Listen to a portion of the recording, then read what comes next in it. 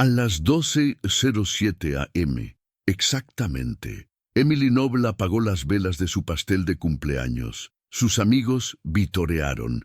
Alguien hizo tintinear una copa. La cámara de un teléfono flashó, congelando el momento en el tiempo. Emily sonrió. No tenía idea de que le quedaban menos de 3 horas de vida. Al amanecer, sería encontrada muerta. Su vestido de cumpleaños manchado oscuro, su celebración convertida en una escena del crimen, y la gente que la amaba quedándose con una pregunta inquietante. ¿Quién asesinaría a alguien en la noche más feliz de su vida? Este es el asesinato de cumpleaños de Emily Noble, un caso lleno de secretos, celos, señales de advertencia ignoradas y un asesino escondido a plena vista. Y una vez que escuches cómo se desarrolló esta noche minuto a minuto, entenderás por qué los investigadores dicen: este asesinato nunca fue espontáneo. Estaba esperando el momento adecuado. Emily Noble era el tipo de persona que la gente notaba inmediatamente, no porque fuera ruidosa, sino porque hacía que otros se sintieran vistos. A los 27 años, Emily era descrita como cálida, creativa y profundamente leal. Trabajaba como diseñadora gráfica durante el día y pasaba sus noches pintando, escribiendo en su diario y planeando su futuro. Sus amigos dicen que ella creía que la vida finalmente empezaba a tener sentido. Recientemente se mudado a un nuevo apartamento, empezado a hablar de matrimonio, y se sentía optimista por cumplir 27 años. Le dijo a su mejor amiga solo días antes de su cumpleaños: siento que algo bueno se acerca. Lo que Emily no sabía era que alguien cercano a ella sentía exactamente lo opuesto. Alguien que veía su felicidad como una amenaza. Emily Noble había estado planeando su cumpleaños durante semanas, no porque quisiera algo extravagante, sino porque este cumpleaños significaba algo. Cumplir 27 se sentía como un hito personal. Para Emily, marcaba el final de un capítulo turbulento y el comienzo de la estabilidad. Le había dicho a sus amigos: este año se siente diferente. Finalmente me siento yo misma otra vez. El plan era intencionalmente modesto. Una cena acogedora en un restaurante del centro que amaba. Un grupo pequeño de amigos cercanos, sin compañeros de trabajo, sin conocidos lejanos. Bebidas después. Luego de regreso a su apartamento para el pastel a medianoche, Emily incluso bromeó que no quería demasiada gente arruinando la vibra. Pero detrás de esa broma había una verdad silenciosa. Ella quería control sobre esta noche. Control que sentía que se le escapaba en otras áreas de su vida. En los días previos a su cumpleaños, Emily envió mensajes cuidadosamente redactados, asegurándose de que todos supieran el horario, confirmando transportes, verificando 2 veces quién se quedaría hasta tarde. Una amiga luego recordó algo inquietante. Emily preguntó: ¿puedes asegurarte de quedarte hasta la medianoche? En ese momento sonó inofensivo. En retrospectiva, se sintió como una advertencia. Lo que nadie sabía era que Emily ya había estado temiendo una parte de la noche. Daniel, su novio, insistió en asistir a cada parte de la celebración. Cena, bebidas, pastel de medianoche, lo enmarcó como amor. Pero los amigos de Emily sintieron algo más. En la cena, Daniel apenas habló con alguien excepto Emily. En las bebidas, la observaba constantemente. Cada risa que compartía con alguien más tensaba su mandíbula. Y a medida que avanzaba la noche, el aire cambió sutilmente. Las risas se volvieron forzadas. Las sonrisas se volvieron performativas. Y Emily, normalmente relajada, revisó su teléfono repetidamente, como si contara el tiempo.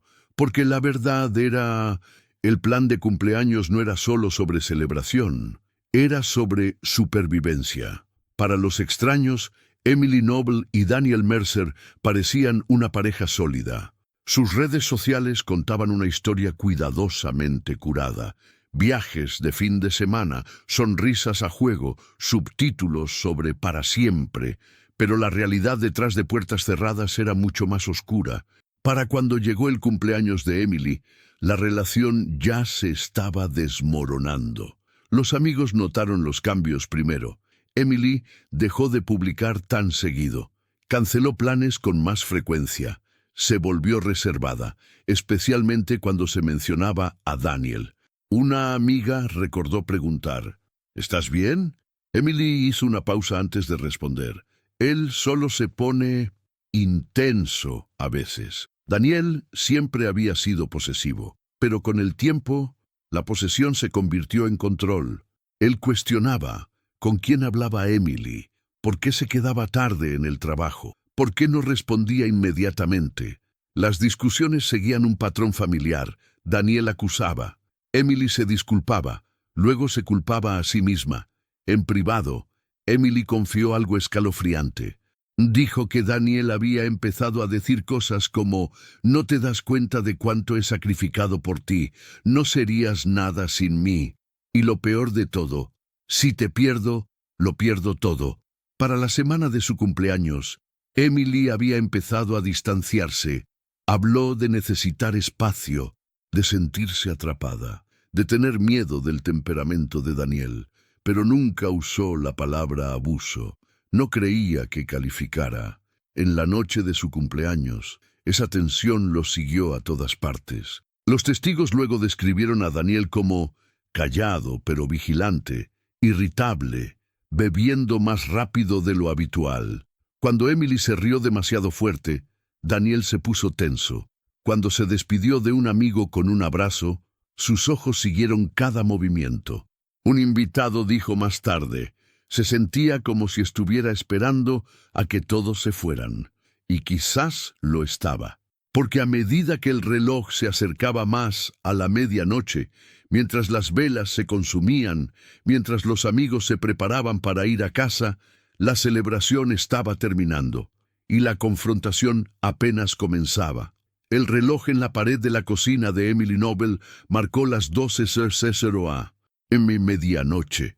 Su cumpleaños había comenzado oficialmente. Alguien atenuó las luces. Otro amigo llevó el pastel desde la cocina. Las pequeñas llamas de las velas rosadas temblaban mientras caminaba. La habitación se llenó de aplausos, risas y canto desafinado. «Feliz cumpleaños a ti». Emily estaba parada en el centro de su sala, con las manos juntas, sonriendo de esa manera silenciosa que siempre tenía, suave, casi tímida, pero inconfundiblemente feliz. Este era su momento. Su apartamento olía a glaseado de chocolate y velas de vainilla. Copas de vino vacías descansaban sobre la mesa de café. Una lista de reproducción que había curado cuidadosamente sonaba de fondo.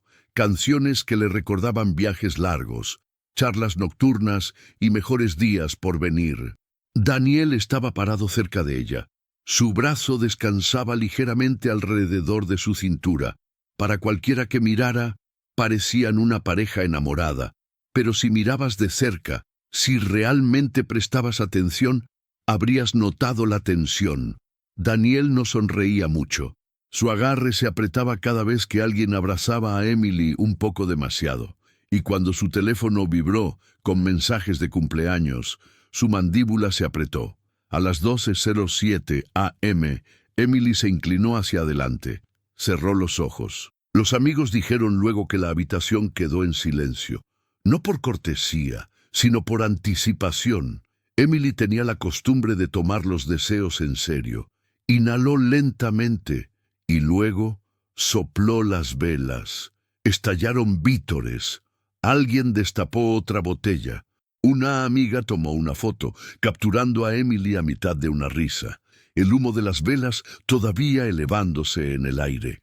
Esa foto luego sería devastadora, porque era la última imagen de Emily con vida. A medida que se calmaba la emoción, las conversaciones se dividieron en círculos más pequeños. La gente empezó a recoger abrigos, a revisar aplicaciones de viajes compartidos, a bostezar. Uno por uno, los invitados se despedían de Emily con un abrazo. «Ya hagamos brunch este fin de semana. Envíame un mensaje cuando te despiertes.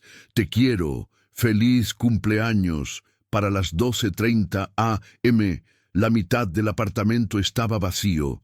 Para las 12:45 a.m., solo 2 personas quedaban, Emily Noble y Daniel Mercer. La puerta se cerró detrás del último invitado con un clic suave, y de repente el silencio se sintió diferente. Lo que sucedió después les tomaría a los investigadores meses reconstruir, porque no había cámaras dentro del apartamento, no había grabaciones, no había testigos, solo fragmentos. Daniel luego le diría a la policía que una vez que todos se fueron, Emily cambió. Dijo que se volvió distante, que le dijo que necesitaba espacio, que mencionó tal vez tomar un descanso. Pero los amigos dirían luego que Emily había planeado esa conversación durante semanas. La había ensayado, quería estar tranquila, quería ser honesta, quería hacerlo después de su cumpleaños. Según la evidencia, la discusión comenzó en la sala. Los investigadores creen que Emily estaba parada cerca del sofá, todavía usando su vestido de cumpleaños, cuando le dijo a Daniel que se sentía asfixiada. Los mensajes de texto recuperados luego sugieren que había dicho palabras como «necesito espacio para respirar». Esto ya no es saludable. Daniel no respondió bien. Los vecinos en el apartamento adyacente luego describirían escuchar a un hombre caminando de un lado a otro, muebles moviéndose, una mujer llorando en voz baja al principio, luego más fuerte. A la 1:52 a.m., un vecino escuchó una voz masculina aguda gritar, «No me vas a dejar». Momentos después, algo pesado golpeó la pared. Otro vecino dijo que el llanto se detuvo de repente, seguido por un silencio escalofriante. Los investigadores creen que la discusión escaló de palabras a fuerza en cuestión de segundos. Emily trató de alejarse. Eso quedó claro. Sus uñas estaban rotas. Su piel mostraba heridas defensivas. La puerta del dormitorio mostraba signos de impacto. Esto no era furia en un segundo. Esto era miedo. A las 2:41 a.m., un golpe fuerte resonó en el edificio de apartamentos, descrito por un vecino como algo siendo arrojado o alguien cayendo. Nadie llamó a la policía. Nadie tocó la puerta. Y Daniel se quedó. Durante casi 30 minutos más, su teléfono permaneció activo dentro del apartamento. A las 3:10 a.m., su dispositivo finalmente se movió. Emily Noble ya estaba muerta. Lo que los investigadores descubrirían luego no era solo una pelea. Era una lenta y aterradora realización de que Emily había confiado en la persona equivocada, en la noche en que debería haberse sentido más segura. La mañana del domingo llegó en silencio, demasiado silencio. El sol salió sobre la ciudad, sin saber que dentro del apartamento de Emily Noble el tiempo se había detenido por completo. A las 9:14 a.m., la mejor amiga de Emily, Rachel, llegó al estacionamiento. Estaba irritada al principio. Emily nunca olvidaba las cosas, pero el bolso que sostenía pertenecía inconfundiblemente a ella. Rachel le envió un mensaje. «Hola, estoy afuera». No hubo respuesta. Llamó a la puerta. Nada. Fue entonces cuando notó algo extraño. La puerta no estaba cerrada con llave. Emily nunca dejaba su puerta sin llave. Rachel dudó por un momento antes de empujarla y abrirla. Dentro, el apartamento se veía normal. Las decoraciones de cumpleaños todavía estaban puestas. Vasos medio vacíos estaban sobre la encimera. La caja del pastel estaba abierta. Faltaba una sola rebanada. Rachel llamó a Emily por su nombre. No hubo respuesta. Entonces lo vio. Un débil manchón oscuro en la pared del pasillo. No suficiente para alarmarla aún, solo suficiente para inquietarla. Mientras caminaba hacia el dormitorio, el aire se sentía más pesado, quieto, opresivo. Y entonces Rachel vio a Emily. Estaba tirada en el piso del dormitorio, parcialmente girada de lado. Su vestido de cumpleaños, arrugado y roto, estaba manchado oscuro alrededor del cuello y los hombros. Rachel gritó. Dejó caer el bolso y retrocedió contra la pared, temblando incontrolablemente. Trató de hablar, pero las palabras no salían. Emily no se movía. Su piel estaba pálida, sus labios ligeramente azules. Rachel llamó al 911. Apenas podía respirar. Cuando los paramédicos llegaron minutos después, ya lo sabían. Emily Noble había estado muerta por varias horas. La policía aseguró rápidamente la escena y casi de inmediato se dieron cuenta de algo escalofriante. Esto no fue un allanamiento. Esto no fue al azar. Esto fue personal. No había signos de entrada forzada. No faltaba nada de valor. Los muebles no habían sido volcados, pero el cuerpo de Emily contaba una historia violenta. Moretones alrededor del cuello, trauma contundente en la parte posterior de la cabeza, heridas defensivas en sus brazos y manos. Ella había peleado, duro, y quienquiera que la mató había estado lo suficientemente cerca de ella como para pasar la puerta principal. Esa realización redujo la lista de sospechosos al instante. Los detectives no tuvieron que buscar lejos. Solo había una persona que se sabía que estuvo con Emily después de la medianoche.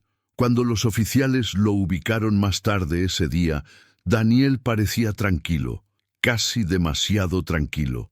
Cooperó de inmediato, ofreciendo su versión de la noche sin vacilar. Según Daniel, él y Emily discutieron brevemente.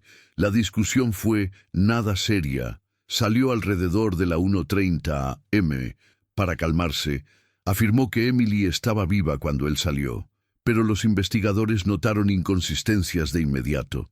Primero, Daniel no podía explicar por qué sus zapatos tenían rastros de la sangre de Emily.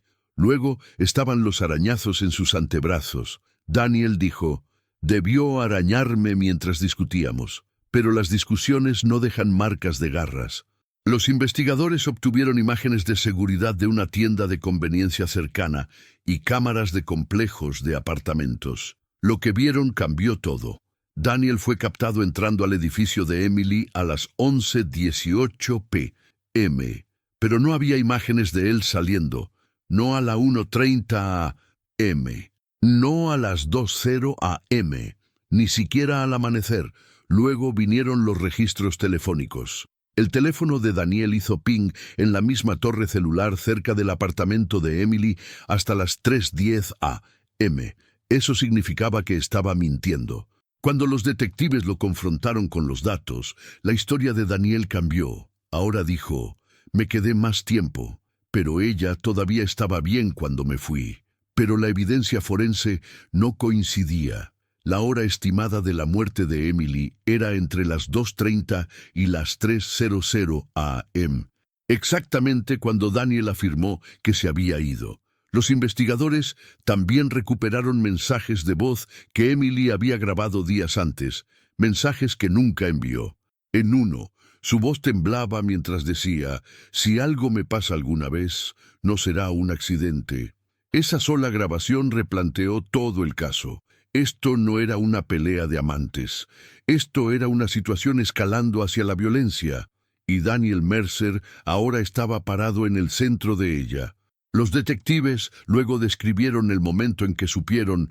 Él no reaccionaba como alguien que perdió a alguien que amaba. Reaccionaba como alguien con miedo de ser expuesto. Desde ese momento, Daniel no era solo un novio afligido. Era el principal sospechoso. Y la evidencia solo comenzaba a acumularse. Al principio, el apartamento no parecía una escena del crimen. No había ventanas destrozadas, no había muebles volcados, no había signos de entrada forzada, lo que significaba solo una cosa: Emily Noble había conocido a su asesino. Los investigadores forenses se movieron lentamente, metódicamente, documentando cada centímetro del apartamento que Emily había decorado cuidadosamente solo meses antes. Globos de cumpleaños todavía colgaban en la esquina.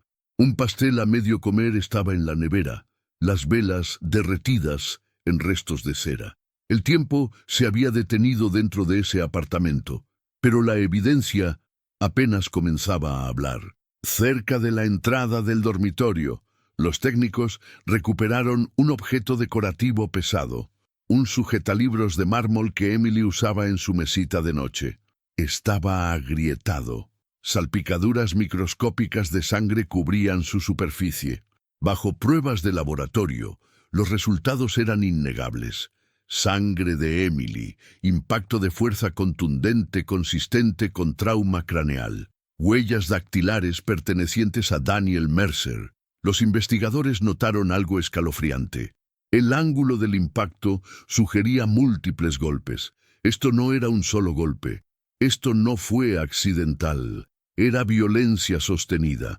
La autopsia de Emily reveló moretones a lo largo de sus antebrazos, uñas rotas, arañazos profundos en la piel de su atacante. Ella había peleado. Y había peleado duro. Bajo las uñas de Emily, los analistas forenses recuperaron células de piel y sangre. Las pruebas de ADN luego confirmarían lo que los detectives ya sospechaban. El ADN coincidía con Daniel Mercer. Emily había mirado a su asesino a la cara. Cuando la policía entrevistó a Daniel por primera vez, notaron algo más. Arañazos frescos, marcas largas y rojas que bajaban por ambos brazos. Daniel afirmó, Emily estaba emocional, me agarró. Pero los expertos forenses no estuvieron de acuerdo. Las marcas eran defensivas, del tipo que deja a alguien que está tratando de escapar, tratando de sobrevivir, usando datos telefónicos, actividad de hogar inteligente y filmaciones de vigilancia. Los investigadores reconstruyeron la noche minuto a minuto. El teléfono de Emily dejó de moverse a las 2:38 a.m. El teléfono de Daniel mostró actividad hasta las 3:12 a.m. La puerta del apartamento nunca se mostró abriéndose después de la medianoche. Daniel nunca se fue, lo que significaba que después de la pelea, después de los gritos, después del golpe final, él se quedó. ¿Por qué? Los investigadores creen que Daniel permaneció dentro del apartamento, tratando de decidir qué hacer después, y ese detalle atormentó a los detectives, porque sugería que el asesinato no fue seguido por pánico, fue seguido por cálculo. La policía a menudo dice que los asesinos se revelan mucho antes del crimen. Simplemente no se dan cuenta de que alguien los está escuchando todavía. En el caso de Daniel Mercer, las señales de advertencia estaban enterradas dentro de su teléfono. Los investigadores obtuvieron una orden para los mensajes de texto de Daniel, los mensajes directos de redes sociales y las conversaciones eliminadas. Lo que encontraron cambió todo el caso. Semanas antes del cumpleaños de Emily, Daniel había estado en espiral. Los amigos lo describieron como paranoico, obsesionado, enojado.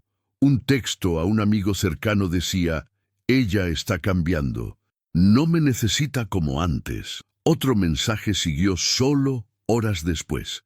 Si ella se va, no sé qué haré. Pero los mensajes más perturbadores llegaron días antes del cumpleaños, 3 días antes del cumpleaños de Emily. Daniel envió un mensaje que envió escalofríos al equipo de investigación. Todos piensan que se trata de celebrarla. No saben lo que realmente se acerca. En ese momento, el amigo asumió que Daniel estaba siendo dramático. Después de la muerte de Emily, se sintió como una confesión escondida a plena vista.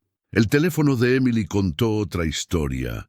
Los investigadores encontraron docenas de mensajes donde Daniel preguntaba dónde estaba, preguntaba con quién estaba, se enojaba cuando no respondía inmediatamente. En un intercambio, Emily escribió, «Por favor, deja de revisarme así. Me siento atrapada». Daniel respondió, «Si me amaras, no te importaría». Los fiscales luego enfatizaron este patrón al jurado. Esto no era amor, era control apretándose lentamente. El mensaje final vino de Emily misma, enviado a la 1:47 a.m. durante la discusión. Nunca fue entregado. Un mensaje borrador guardado en su teléfono decía, «Daniel, por favor, cálmate. Tengo miedo en este momento». Esa sola frase silenció la sala del tribunal. Emily sabía que estaba en peligro, y la gente que observaba el juicio se dio cuenta de algo aterrador. Emily no perdió su vida de repente. Sintió que se le escapaba. En los argumentos finales, el fiscal dijo: este asesinato no comenzó con violencia, comenzó con un sentido de derecho, con la creencia de que si Emily no podía pertenecerle a él, no podría pertenecerle a nadie. El jurado entendió. Daniel Mercer no estaba reaccionando a una ruptura, estaba reaccionando a perder el control. Daniel Mercer fue arrestado 3 semanas después. En el juicio, los fiscales presentaron la línea de tiempo: los celos, el control creciente, la violencia calculada. La defensa argumentó que fue accidental. El jurado no estuvo de acuerdo.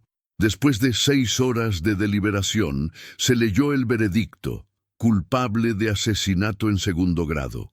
Daniel fue sentenciado a 35 años de prisión.